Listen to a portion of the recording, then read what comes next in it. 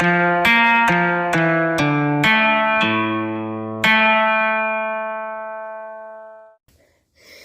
everyone, as you know, I'm Draco, and this is the third part of my D&D first time ever playing D&D campaign thing, ever, in existence. Yeah, this is part 3 of the series. Okay, so, we might even make it to book 2 by this time. So, I will start Chapter 4, Adventure in Wildmount. We landed somewhere in a cold winter area again, but this time, we were way away from the place we were before. In the distance, we could see some houses. It seemed like it was the same town as before, but as we got closer, we realized that it was better. A large, bustling city of houses. This is Balin Post, the town of the Glass Blades, I think. No, that might be wrong. I think it's the Glass Blades. It seemed like a pretty normal town, but we quickly found out that it is in fact not. We asked some people around and eventually found the mayor/leader of Balin Post. We told him about how we were adventurers looking for something to do. He told us that a group of trolls is attacking the town. So the next morning, we went to a big forest where the trolls are supposedly living. After a couple hours of walking, we could see a wooden hut. Outside was 2 big green humanoids. Each had long black hair and green woods covering its body. I took out my gun. The first one, the one that shoots the big black blasts of darkness from the halflings is where we got it, and shot a blast at them. It missed and blew up their house, making them see us and angering them. So, I ran up, slashed one in half with flame tongue, and stabbed the other with it, piercing its heart. We came back to the village with parts of the goblin-like creatures, and sold them for a lot of gold. We talked to the leader again. He said that something in their guards' barracks is killing the guards while they sleep. That was very weird that day. We investigated some guards' bodies in the barracks. The guards' bodies were lifeless, like their soul was sucked out. Overnight, we watched the barracks from afar, waiting for noise or movement. Eventually, a loud scream came from inside the barracks. We all ran in to find something horrible. A floating skeleton-like wizard was shooting magic out at the guard and sucking a strange cloudy gas from its soul. We charged in and slashed and struck it. It summoned a strange cloud of pink gas, a poltergeist. They began attacking us while the skeleton things started shooting magic at us. We killed them all, but I almost died. We returned to the mayor and told him of how we think we killed the thing that was killing the guards while they slept. He told us, thank you. I asked him for anything else that we could do for his town, but he said that he did not have anything else for us to do. Next page. But instead, he said, farther in that direction, you will find the city of House. It is an underground spire of adventure. I'm sending a group of my gods up there with things for the people there. So, if you're going up there, please protect the guards, and send us off. The journey to House was cold and frigid. We were almost there when a band of goblins snuck up on us and attacked. I bashed a goblin and clobbered another with my mace. When my mace screamed in my hand and burnt goblins with ancient flames. My mace seemed way stronger, like a strange power had awoken from deep inside it. While I was crushing the skulls of evil goblins, I didn't notice the goblin in the corner of the battle, hitting the ground hard with a staff. Then, snow erupted into a cloud of steam as an alien-like centipede creature crawled out of the hole. It was blue with 1,000 legs and a flaming underbelly. But that's not all. Just as we saw it come out, another erupted out of a crater of steam. I ran in and hit it, but I was burnt by its flaming belly and it barely hurt the creature at all. I noticed that this was too strong for us. We ran away, escaping the creatures with our team and the guards alive. Farther up the trail, we journeyed on. We could see a large hole with someone standing next to it. When we got close, he said, "Hello, travelers. Why are you here?" It was a small dwarf guy. "Yes, well, we are all here to bring this cargo to your people, and them. They're here to adventure," said a guard. We were let into Zor House and saw an amazing spire of stony stairs deep down into the hole. At the side of each gigantic step stood a shop. Some say clothing or blacksmith on the front, but one that said tavern caught our eyes. We were tired from the fight with those, according to Varys, Ramarazes. We went to the tavern, but Krieg couldn't get through the door since he was so big. Krieg told us that he was going to stay at and become a glass blade guard. We watched him leave as a black cloak figure entered the tavern and sat at a table by themselves. We didn't say anything until the figure walked up to us and spoke. Chapter 5, The Underdog. To be continued. So we did make it into the second book. Good thing I brought it out. Okay, that's book 1. Okay. So, we're on to this one. Page 1. Chapter 5, The Underdark continued. "Hello, welcome back. Where I left off, a strange hooded figure walked towards us. 'Would you be willing to help me?' it said in a high voice. If you are, follow me outside," it said again. So, we walked outside while following them. "Now tell us, who are you?" said Varys. Then, they grabbed their cloak and pulled it off. Underneath was an elf with pointy ears, and they had black leather armor. "I'm Cass. I'm an elf," she said. "Now, I need help on a mission. Even though we wanted to adventure and discover more about this mission, we were tired and decided to wait until tomorrow. We slept in rooms that we brought from the tavern." Okay, next page. In the morning, we sat down with Cass, and she told us some details of this mission. "The mission is to stop a mysterious cult. I've been tracking them for a while, and I need your help to stop them. Will you help me?" said Cass. "We've been looking for an adventure, so yes, we'll help you," Varys said. And then we then got up and journeyed out of Zor House and out to where Cass thought the cult would be. It was deeper in a mountain range. It was deep in the mountain range, whatever. On the way, we came about a huge opening ravine thing. That's actually what it says. In the mountain.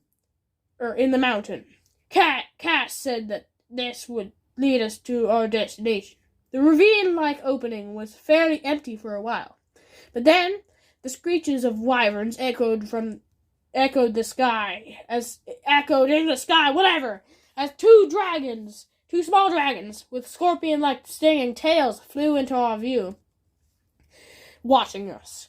I casted some spells at one and hit one with a firebolt. They got angry and flew down at us. Their sticking tails could paralyze and poison us, so we steered clear of it. They could bite and claw us, but unlike normal dragons, they can't breathe any type of fire.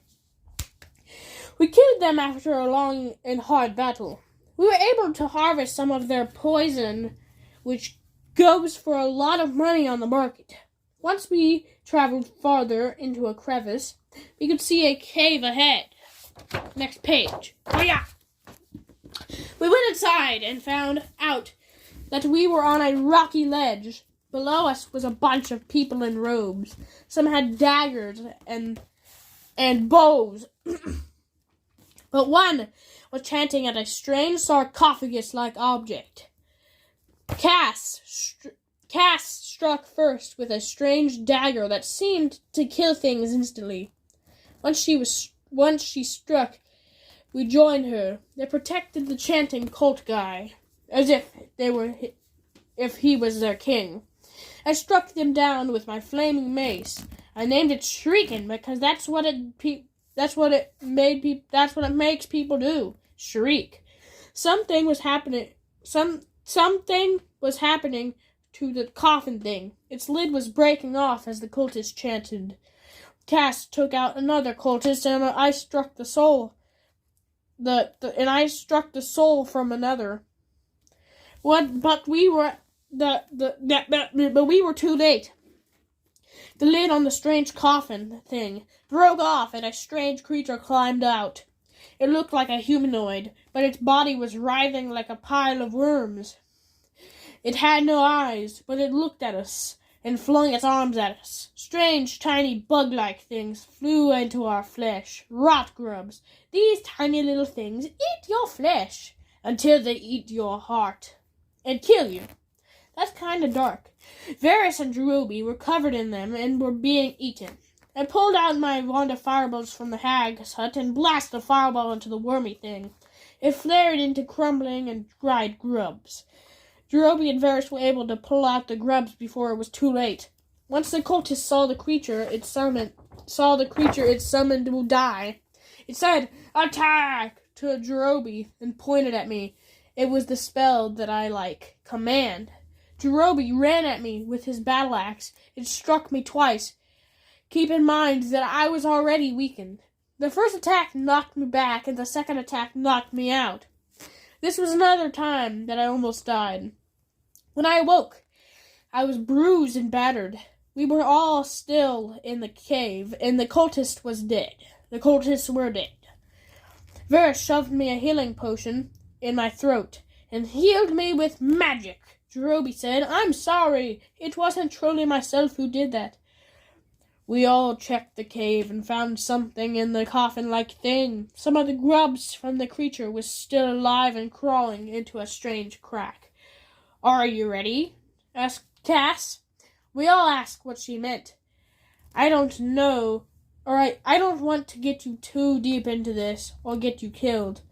So, are you ready to enter the Underdark? She asked again. The Underdark is a huge underground world. She asked again. The Underdark is a huge underground world that exists under Wildmount. It is filled with evil creatures and dark dungeons. Before we enter this Underdark, we searched the bodies of the cultists and found one that had a strange stone, Ascending Stone. Ascending Stone is a magical item that links you to another person if they have another stone. Varys put it in his pack, and we did something kind of weird. But he put on the robes of a cultist and said, "I have a spell that can allow me to speak with the dead. I can only ask 5 questions from them, and they don't have to tell the truth. If I dress up as one of them, as the cultist, he might tell all the questions as the truth." Then he set up a cultist to speak to. "What questions should I ask them?" he asked. We told him some ideas. He cast a spell, and the cultist's soul came back. Cultist, yes, to its body. "Question 1. What was going on before you died?" Varys said. "We were summoning the Star Spawn," the cultist said. "Question 2. What is this Star Spawn?" "The Star Spawn is a half of a key. Once the 2 Star Spawns are found by the other group, they will free Mashaf, the Great Mother," said the cultist. "Okay. Question 3. What is Mashaf?" Varys asked. "Mashaf was a general in the Crawling King's army." "Crawling King is named Torog," they said. Wow! Question 4. What will Mashaf do if it is freed? She will destroy this plane and take over. And finally, question 5. Where is that group? The other group is days ahead of us. They are releasing the other star spawn when they get to it. And just as the last word came out, he fell back asleep forever. So, an ancient creature named Mashaf will destroy the world if it is freed. To free it, 2 keys or star spawns must be freed. Also, a cult that is days ahead of us is going to free the other star spawns now. I can't handle this. But anyways, we began journeying to another cave to find and stop those cultists. To get there, we had to go through a huge ravine-like crevice, like the one we went through before, to find the first half of the cult. Around halfway through the journey, we could see a band of yelling orcs. Some were on horses, while others were running, but they definitely weren't friendly. We also charged at them. This was a tough battle. The orcs are strong and good at fighting, but we still had magic. They slashed us with a battle axe and roared so loud that the storm giants could hear it. But we defeated them. A little farther forward, and we found a cave. Inside, we saw that it was a large spiral stone staircase that went down into the earth. We went down them. At the bottom was a couple of tunnels. While going down a tunnel, I used my paladin powers to detect all undead in a certain area. Something around the corner was evil and undead. We walked in and found the bodies of dead cultists surrounding a coffin that's lid was broken off. The other star spawn had already been released. We were expecting it when the zombie cultists rose and attacked us. I struck one down with my morning star. Varys hit one with a guiding bolt, and Varys hit that same one into dust. Only a couple left. Cass shot one in the chest, and Zorval moonbeamed the last one. This was bad. Zombies and star spawn worm creatures, but we continued. In front of the coffin thing was a wall. It was broken and had a huge hole in it.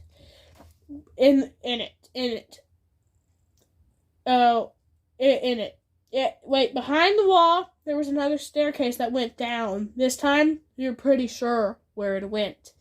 The Underdark. Down the staircase. It got weirder and stranger. When it finally hit the bottom, we met with a gigantic cavern system of rock and stone. Even though it was amazing, we still have a cult to stop. We walked down one of the pathways in the cave system and, well, some giant worm things fell from the ceiling and surrounded us. Along with them, spider-like crab things also jumped down. I bashed a worm with shrieking, then smashed a crab thing. Zorval slashed a worm thing with a sword, and Jerobi served up some crab spider on a plate. Then a worm creature used some strange things on its mouth. They looked like tentacles or beards, but they hit Zorval and froze him in place, like he couldn't move at all. Cass jumped in and shot a worm in the eye with a crossbow bolt. Only a couple more creatures to go. I bashed one so hard with my mace that it flew 4 feet into the air. Jerobi cut some tentacles off and Cass slashed a spider crab's back with a dagger. That was all of them, but Zorval seemed to be paralyzed. And that's where I'll cut it off for now. I'll see you next time in the next video if you want to see more D&D and hear more D&D at least. But anyways, if you like these videos, please subscribe and hit that notification bell to help me and know my newest videos come out. But anyways, goodbye. I will see you next time. Have a good day. Bye.